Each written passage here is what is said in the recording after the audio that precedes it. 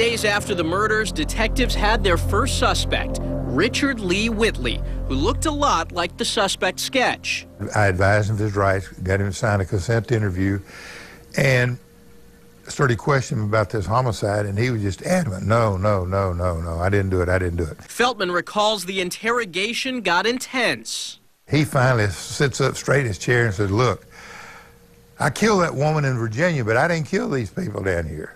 Investigators had apprehended a killer, but not for this murder.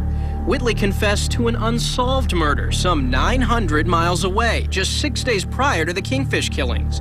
It was the stabbing death of a 63-year-old woman in Falls Church, Virginia. So at that time, I said, well, you know, what are we going to do now? Whitley also had an alibi. FDLE placed Whitley at a homeless shelter in Tampa 1 hour after the murders in Holmes Beach. It was a timestamp of a 6 p.m. arrival at the Lighthouse Gospel Mission that led most detectives to say Whitley was not the killer. It would have been impossible for him to travel from Holmes Beach to Tampa. The mountain of case files we sifted through revealed Whitley wasn't the only person of interest. There were nearly 24 potential suspects. An informant charged in another crime implicated a man by the name of William Peter Kuhlman. Kuhlman had been charged with the attempted murder of a Bradenton Beach woman, but later was acquitted. The weapon he used? A .22 caliber handgun. In an interview with detectives about the Kingfish case, Kuhlman had an alibi. He was with his parents at Fort DeSoto Park, almost an hour from the boat ramp. Detectives also couldn't find a connection between Kuhlman and the victims, or any of the physical evidence. It turns out what little evidence was left behind. Your physical evidence basically is compromised. So do we have physical evidence? Yes, we do. But we've spent thousands of hours combing through to try to eliminate what's pertinent and what's not pertinent. Remember, first responders thought it was simply an accident. That made collecting fingerprints from both the Dumois family station wagon and Matsky's vehicle extremely difficult. There was a lot of physical evidence that was being destroyed. 11 latent fingerprints were never identified. They also couldn't come up with the most important piece of evidence. The biggest factor in any investigation is absent. Motive. Why did this happen? 3 agencies and more than a dozen investigators worked on the case aggressively for at least the first 6 months, until the leads started dropping off. 1 year after the murders, detectives were no closer to solving the case.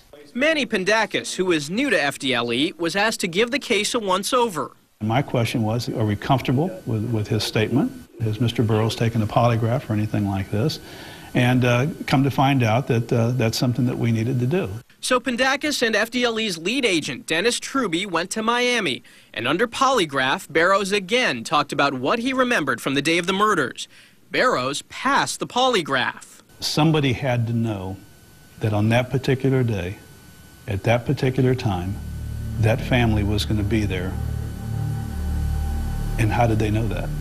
But for each fact that points to a calculated hit, a fake injury, a .22 caliber handgun detectives say often used by hitmen, a bicycle, and a getaway car, there were other things that just don't add up.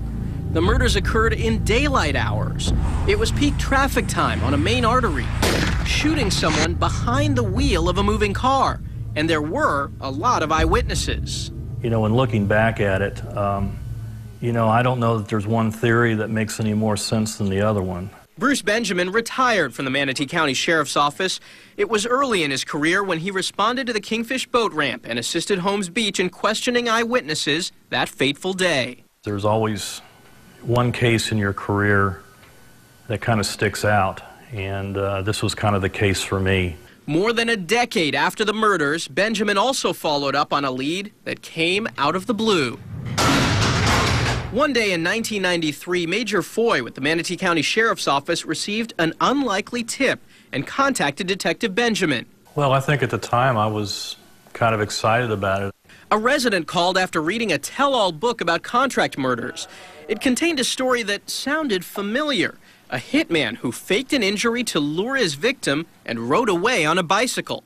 After having read the book, I wrote a letter to Tony Francos.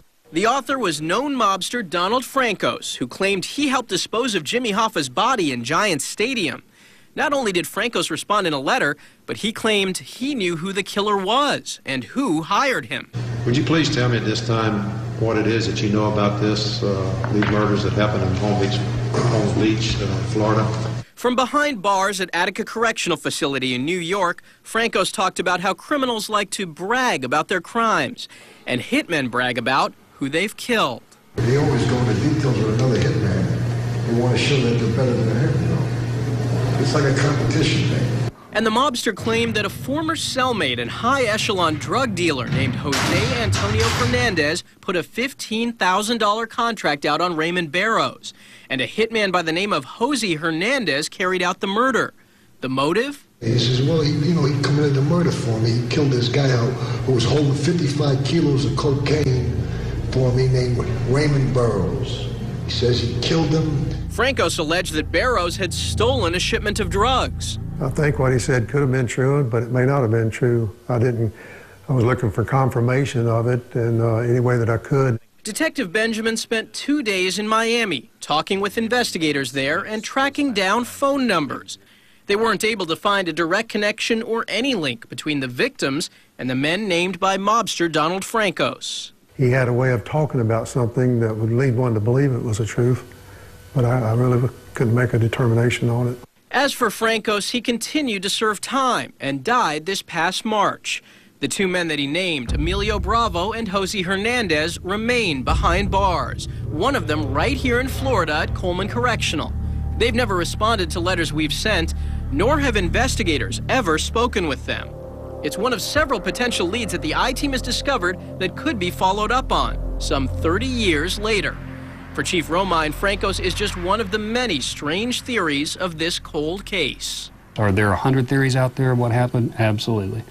But that's all they are until we have something to prove otherwise. Just last year, the police department came up with an age progression of what the suspect might look like. He'd be in his 60s. Raymond Barrows died from natural causes less than 2 years after the murders. His family still wants answers. If I'm holding out hope, it's for that. It's for that closure to our family. You think about those two kids, they were out fishing with their dad and their uncle, and you hope they had a good day that last day. The Matsky and Dumois family still call the Bay Area home. They still feel the shadow left by the murders, but hold out hope. That would be wonderful if we had new information, that if anyone out there had any kind of loose end that we could piece something else together would be great. Even after 30 years, it's a big question. It's a big mystery. And I think it would be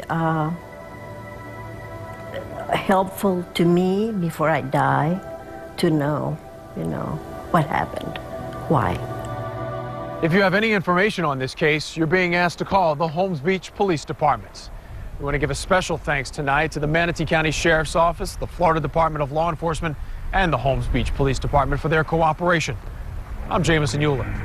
Thank you for joining us. To discover even more about the case, including extended interviews and evidence never seen before by the public, go to our website, abcactionnews.com/Kingfish.